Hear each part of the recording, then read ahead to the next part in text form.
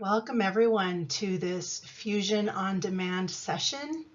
I know you have different times that you can be watching this, so in the words of Jim Carrey, I bid you a good afternoon, good evening, and good night.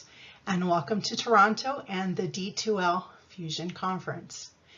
Today, my colleague and I will be talking about our presentation, Professor as Student, Overcoming Brightspace Hesitations and Fears when designing or facilitating your first course. These are the different items that we have on our agenda.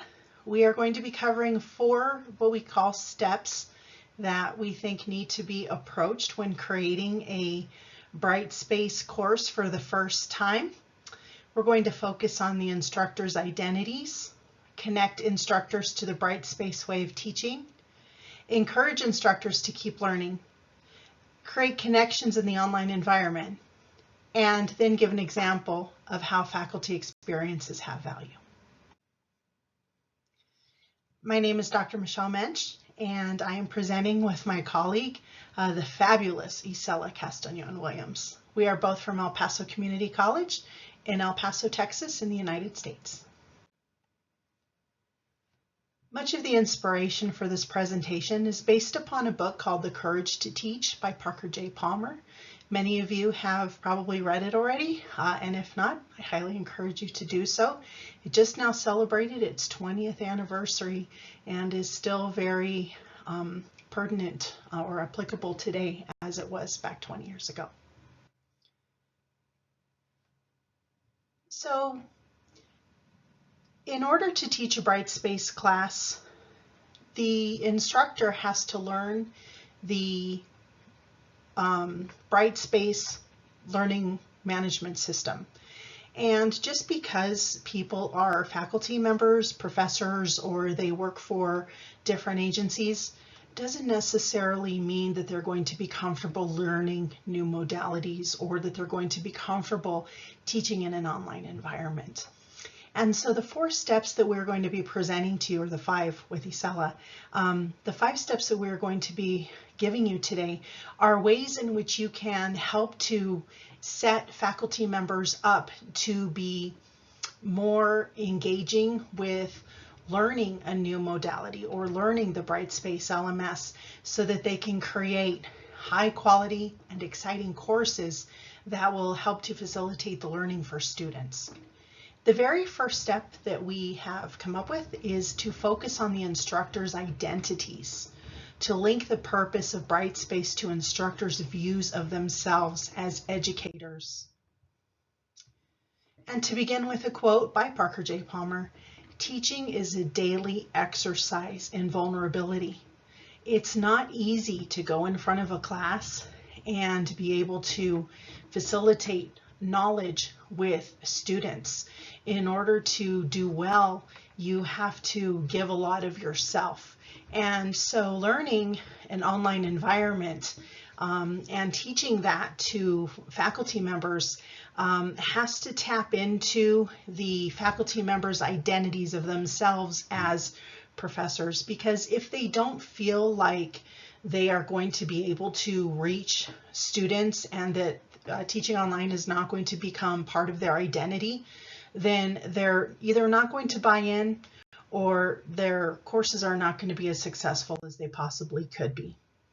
And so in step 1, you have to focus on combining the Brightspace LMS and its approach to the identities of the instructors. And so when we think about good instructors, if you were to ask students, as it's described in Palmer's book, Parker's book, is that good instructors make themselves available to students in the classroom.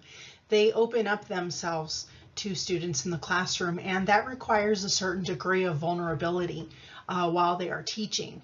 And so according to Palmer, students repeatedly say that when they are describing what a good professor is or a good instructor, it's somebody who you could actually feel their personality. And so you have to be able to have instructors have the ability to have their identity and who they are come through in their online courses. And many of us have heard the quote by John Maxwell, students don't care how much you know until they know how much you care. And that is something that has to come through in an online course. And it's actually very difficult to have that come through in an online course. I wanted to share an example that I experienced this semester, which is my cute little dog, Juliet, who sadly passed away on February the 1st of 2024. At the time that my dog was about to pass away, we were trying to get her to the veterinarian. And I had gone to work that morning, and I was in class when I got a phone call from the veterinarian to say that we could take her into the office to have her put down. And I had told my students prior to entering the classroom and beginning class that I was expecting a phone call and that I apologized, but I may have to step out. And so I kind of explained to the class what it was that was happening with my dog. So when the phone rang, all of the students kind of moaned like, oh no. And I went out and I took the call and I came back in, and they could tell that I was upset. And I don't think that anything that ever happened the remainder of the semester was as meaningful to them in terms of seeing me as a human being and developing rapport with me as them seeing the vulnerability that I felt at the time that I had to make the decision about my dog. So students want to see the humanity of us as faculty members, and online students want to see the humanity of us as faculty members. So this Brightspace learning management system has to align with the instructor's identities and how they perceive themselves. The second step when developing a Brightspace course for the first time is that instructors have to be connected to the Brightspace way of teaching. And as I have there, my tagline is stagnation for faculty members is bad, but creativity for faculty members is good. Parker J. Palmer said, when one returns to work each fall and finds one's students the same age they were last year, middle age comes long before its time. A lot of times as faculty members, and I think particularly for those of us who teach in the community colleges, you often teach the same courses over and over again. Or if you're an English teacher or a history teacher, you're teaching multiple sections of the same course over and over again, which lends itself to stagnation. And so when you feel stagnated in your job and you feel like you're getting older but your students aren't, it actually doesn't really create a very positive experience for faculty members. So when it comes down to creating an online course in Brightspace, these are different obstacles that we have to get over before we can actually do our best work in creating these online courses. And so we have to connect instructors to the Brightspace way of teaching by taking them out of their stagnation, any feelings of stagnation that they have. And actually getting out of stagnation can be a really great thing, because the opposite of stagnation, according to Palmer, is creativity. And so, as I've noted here, when you're learning a new management system, stagnation is not good. And so creativity is that anti-venom. And so learning something and being really good at it when you're learning the Brightspace LMS can be a really good thing, and it can be very creative for faculty members who are just now learning that LMS, because they're not doing the same thing every single day like they had been doing. And so instructors can do a lot of exciting things when they finally latched on to, hey, I'm really learning something new by learning this LMS. And they may have some fears, and they may experience some plateaus that we'll talk about in a few minutes, but that learning, that creativity, and that little spark is the anti-venom of stagnation for a lot of professors who've been teaching for a long time. And the creativity and the learning becomes a super anti-venom when students, who are our instructors, are encouraged to use their creativity when developing courses. And so administratively, there has to be a lot of encouragement for faculty members to take this online course and make it your own. I know in some institutions there's one course and it's used for every single faculty member. But if you're not one of those institutions, it's really great to allow people to use their creativity. Because when that course is taught to students, then that learning is a super anti-venom, because this newly developed course is going to facilitate creativity between the instructor and the students. And the possibilities at that point are pretty endless. And so I just wanted to point out that if you look at the D2L website, they're actually encouraging you to engage in creativity. So make great content, make learning come alive. Do this in your online course and you'll. Faculty members who support the Brightspace Learning Management System are going to be more connected to their jobs overall, and they're not going to feel as stagnant because they learned something new. Step 3 is to encourage instructors to keep learning.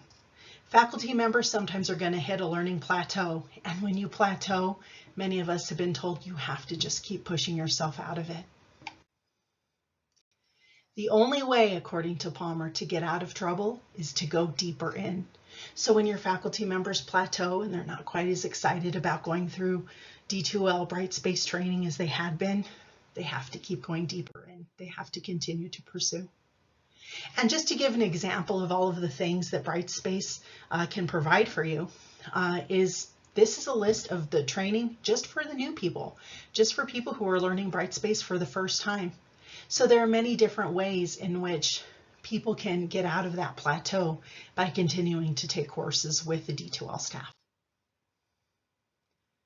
I wanted to give you an example. This is my sometimes nemesis that I call Duolingo. Those of you who have the Duolingo app, you're probably very familiar with this screen, because this screen works really hard to get us out of our language plateaus. I'm currently trying to learn Japanese because I am going to be going to Tokyo in about a year. And as I do, I get really upset and frustrated with myself because I'm a student. And I'm a student who's learning something for the first time, and it's, pardon the pun, completely foreign to me. And so Duolingo does a really good job of keeping me on task. Every single day I have 3 daily quests and a certain number of hours that I have to be able to complete those tasks. And that's what you have to do when you're creating a Brightspace course. You have to keep instructors on task when they're learning Brightspace for the first time. So while they're going through training and they're learning how to create these online courses, we need to give them tasks. We need to give them, okay, this needs to be done in this month and this needs to be done in the next month. Otherwise, they're going to plateau and they're not going to, so that they get out of those plateaus. In partnership with D2L, I think that educational institutions and agencies have the power to create the conditions that either help student faculty members learn a great deal or to keep them from learning much at all. And this is something that was expressed by Parker J. Palmer. We have to teach faculty well so that they can teach students well. Step 4 is to create connections in the online environment. We need to infuse online courses with personal connections. Fear is what distances us from our colleagues, our students, our subjects, and ourselves. And faculty members can feel fear about things that students do or say in the classroom, but students feel the same way too. And so in an online teaching environment, students and instructors can feel disconnected from each other sometimes. And especially in an online environment where you don't meet your professor or your students personally, it can be very easy to feel fear when you're trying to interpret what it is that someone is trying to say to you. And so there's an increased chance that faculty members will again become disconnected from their job when they're teaching online, and students can feel disconnected from the learning process as well. And then you compound this with the fact that social media is showing us how cruel people can be to each other when they're not face to face. And this is something that online faculty members have to consider. A study in Israel revealed that it's the lack of eye contact with people who are in an online environment that is the main factor in making them feel like they can be rude online. And so as an online faculty member, you have to fight that. You have to find ways so that you don't feel disconnected, and neither do your students. So recommendations I have are to create videos, discussions, synchronous lessons, and aim at meeting students in person in order to increase the rapport between students and faculty. And when you create videos, I know oftentimes in online classes we make a video and we want it to be, not to be time bound. We want it to be something we can use again and again. And really, that's the last thing we should be doing with our videos. Our videos should be, hey class, this week I blah, blah, blah, where you give a little bit of personal information about yourself to help to create those connections and that rapport with your students, much in the same way that I did when I told my students about my dog. And so now we're going to move on to step 5, which is about faculty experiences. And now you're going to hear the experience of our amazing teacher prep and child development faculty, Isela Castañon, who I am very, very happy that she is one of my colleagues. She's an amazing, amazing person, and I learned so much from her.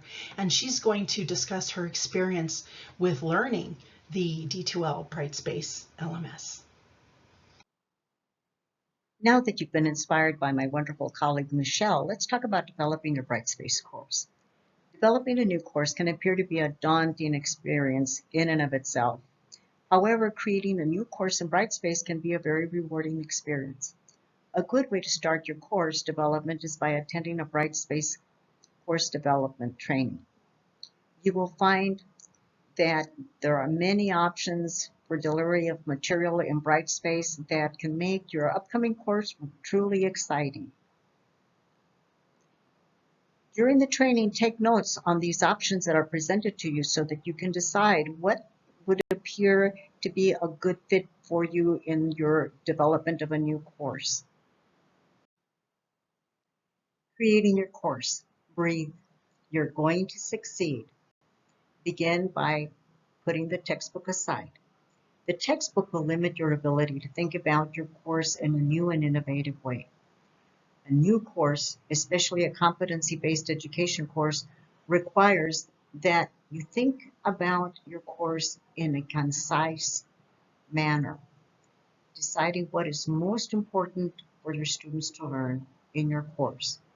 We all have a lot of information we want to share with our students, and it is all important. However, it is equally important not to overwhelm students with too much information. So, think about what is essential for the students to learn in your class. Start your thinking process by answering the following question about your course. When my students complete my course, what are the 5 or 6 essential major pieces of knowledge and/or skills they must have to show mastery of the material in the course as dictated by the state learning outcomes of the course, the field of study, and/or the industry. In competency-based education, CBE training, I learned useful steps for developing a course that I now use in creating my courses. I'm sharing them with you today. Hopefully you will find them useful too. Number 1, make a list of the 5 or 6 major pieces of information, knowledge, or skills that you identified when you answered the question in the previous slide. Number 2, create competencies out of the major pieces of knowledge and/or skills that you have identified. For example, in my course, it is important for students to understand the responsibilities of teachers in Texas. Therefore, that piece of information becomes the competency that states, understand the professional responsibilities of teachers in Texas. Number 3, create sub-competencies for each of the competencies that you have created. For example, for the competency above, a sub-competency would be understand the standards in the Texas Educator Code of Ethics.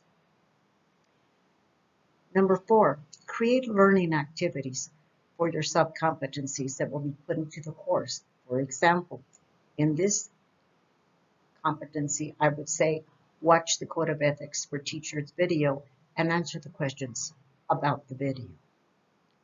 5, see where your textbook fits in and incorporate the portions of it that fit into the course as appropriate. You may find that some chapters and parts of chapters of the textbook will be useful in different sections of your course. Following the table of contents may not work for you. 6. Decide which instructional course content delivery options available in Brightspace work best with the learning activities that you're going to use and make them an exciting adventure for your students in the course. Brightspace has many innovative strategies and options, such as release conditions, to allow you to make activities available to students when you want them to have that access. 7. Have fun developing your course. You will find it a rewarding experience. And finally,